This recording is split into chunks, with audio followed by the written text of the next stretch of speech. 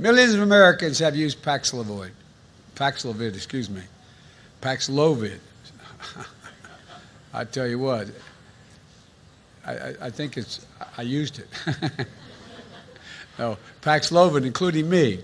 In fact, this new variant that infected me is getting a lot of people infected all around the world, not just here in the United States.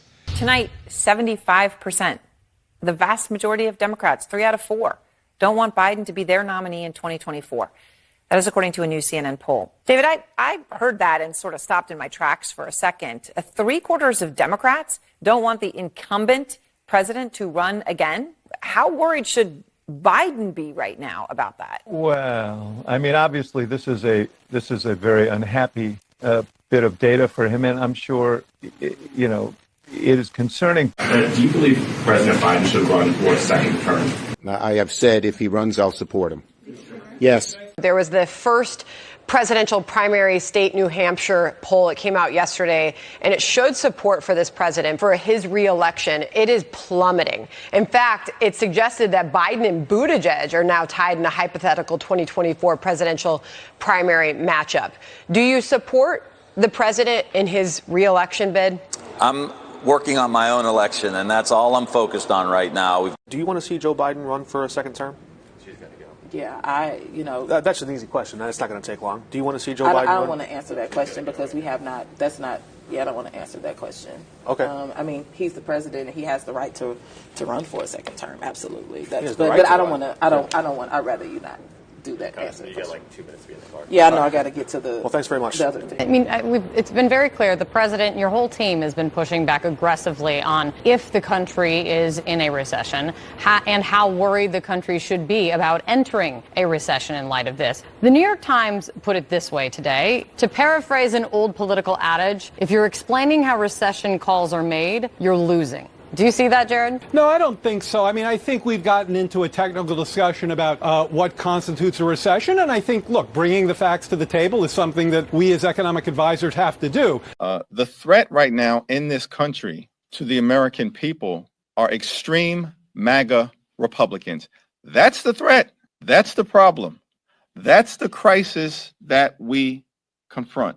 Extreme MAGA Republicans. But there's also some positive news that we should not overlook. I mean, the price at the pump is now $4.30 a gallon. The strength in the labor market going forward. If there is a picture that shows that the U.S. economy has shrunk over the first half of this year, at a time when inflation is at a 4+ decade high, at a time that the Federal Reserve is increasing interest rates, is it sustainable for there to be a strong, hot labor market in this country going forward? So we have a strong labor market, and we believe that the goal of our policy is to bring down inflation while maintaining strength in the labor market. That is the goal, and we believe that that is achievable. And concerned you are about reports that U.S. retailers like Walmart, which came out last night, are reporting that inventories are piling up and consumers are foregoing pricier items. Well, I would say we're seeing a number of, I won't speak to any one individual company, but what we're seeing across consumer categories is that consumer spending overall continues to hold up. The composition of that spending is changing. We're seeing less spending on goods, more spending on services, inventories, and discounting. This is also, one of the issues of transitioning that companies across the economy may have ordered on inventory and are now seeking to actually discount prices.